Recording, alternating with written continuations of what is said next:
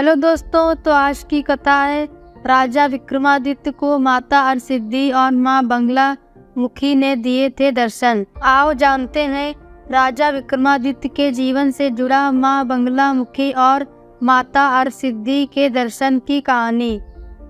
उज्जैन का प्राचीन नाम अवंतिका है। अवंतिका मालवा क्षेत्र का एक नगर है। मालवा वर्तमान मध्य प्रदेश राज्य का हिस्सा है।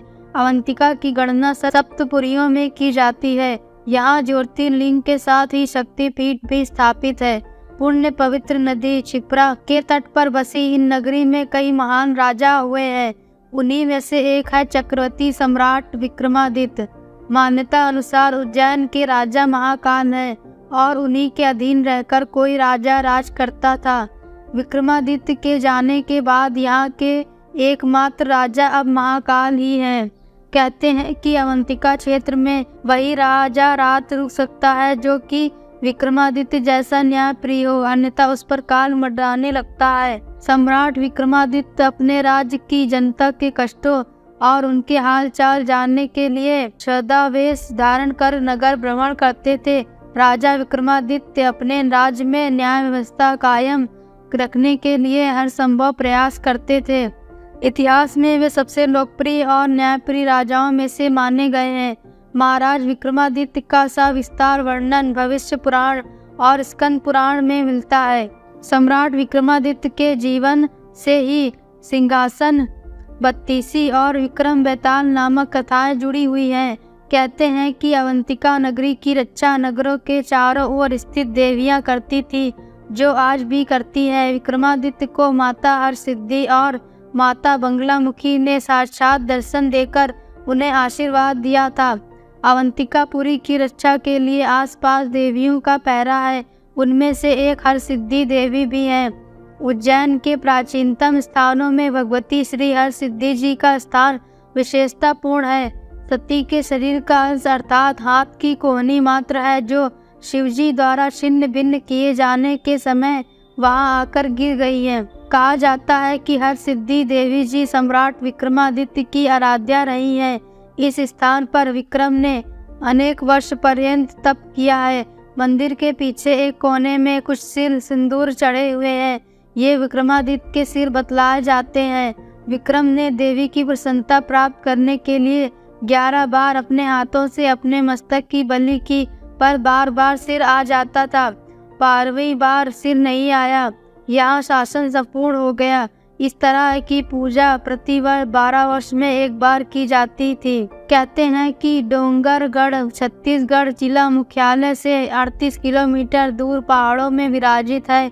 माँ बमलेश्वरी के 2 मंदिर, पहला मंदिर ऊंची पहाड़ी पर और दूसरा मंदिर के प्रवेश द्वार से पश्चिम दिशा में स्थित है। पहाड़ वाली माँ बंगलेश्वरी देवी के गर्भगृह में चारों ओर गुफाएं हैं। अंचल के लोग नीचे मंदिर में स्थापित माता को छोटी बमलाई और पहाड़ी माँ को बड़ी बमलाई कहते हैं। माँ बमलेश्वरी मंदिर की स्थापना की एक रोचक कथा है। प्राचीन काल में डोंगरगढ़ को कामाख्या नगरी के नाम से जाना जाता है। वहाँ पहले राजा वीरसेन का शासन था। राजा वीरसेन की कोई संतान नहीं थी, जिसके कारण उन्होंने शिवजी और माँ दुर्गा की उपासना की। उपासना के 1 वर्ष बाद रानी ने एक पुत्र को जन्म दिया, जिसका नाम मदन सेन रखा गया। माँ दुर्गा और भगवान शिव का उपासन होने के कारण वीरसेन ने यहाँ कामाख्या नगरी में माँ बमलेश्वरी का मंदिर बनवाया। इसके बाद राजा मदन सेन के पुत्र कामसेन ने यहाँ शासन किया। कामसेन के दरबार में नृत्य कला में प्रवीण कामंकदला अवा अलौकिक संगीतज्ञ और मधुर गायक मादनवल थे।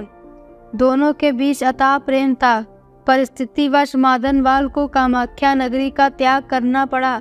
मादनवल कामाख्या नगरी से सीधे उज्जैन के राजा विक्रमादित्य के पास पहुंचा और उन्हें अपनी करुण कथा सुनाई। कथा सुनकर राजा विक्रमादित्य ने कामाख्या नगरी पर आक्रमण कर दिया। कामसेन और विक्रमादित्य के बीच भयंकर युद्ध हुआ। युद्ध में राजा विक्रमादित्य विजयी हुए।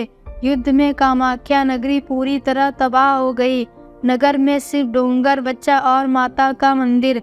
युद्ध के बाद विक्रमादित्य ने माधव नल और कामकंदला की प्रेम की परीक्षा लेने के लिए यह अफवाह फैला दी कि युद्ध में माधवन नल वीर गति को प्राप्त हो गया है।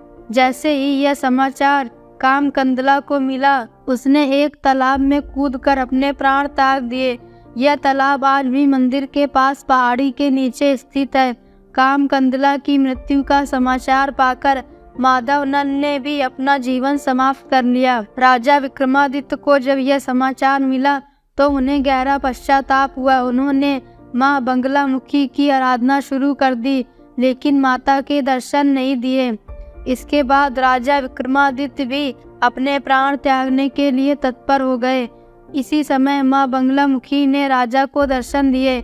वरदान मांगने पर राजा ने कामकंदला और माधव नल का जीवन और माँ बगलामुखी के कामाख्या में ही निवास करने का वर मांगा।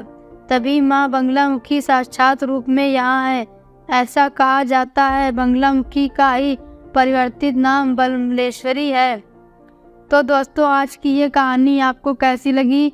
अगर ये वीडियो आपको पसंद आई हो तो वीडियो को लाइक करें, चैनल को सब्सक्राइब करें और कमेंट बॉक्स में बगलामुखी माँ की जय लिखना ना भूलें।